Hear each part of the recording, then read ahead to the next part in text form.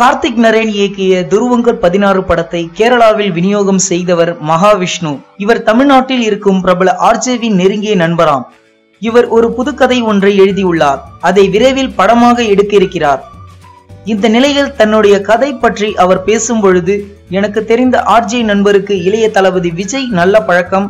அவர் மூலமாக விஜயை சந்தித்து என் கதையை கூறினேன்.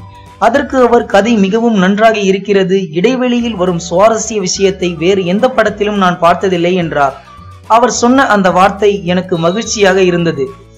இந்த வீடியோ பிடிச்சிருந்தா லைக் பண்ணுங்க. விஜய் சார் பத்தின உங்களது கருத்துக்களையும் கேள்விகளையும் கமெண்ட்ல போஸ்ட் பண்ணுங்க. மேலும் இது போன்ற பல சுவாரஸ்யமான தகவல்களை உடனுக்குடன் அறிந்து கொள்ள சினிமா நியூஸ் அப்டேட்ஸ் மறக்காம சப்ஸ்கிரைப் பண்ணுங்க மற்றும் பக்கத்துல உள்ள பெல் பட்டனை அமுக்குங்க.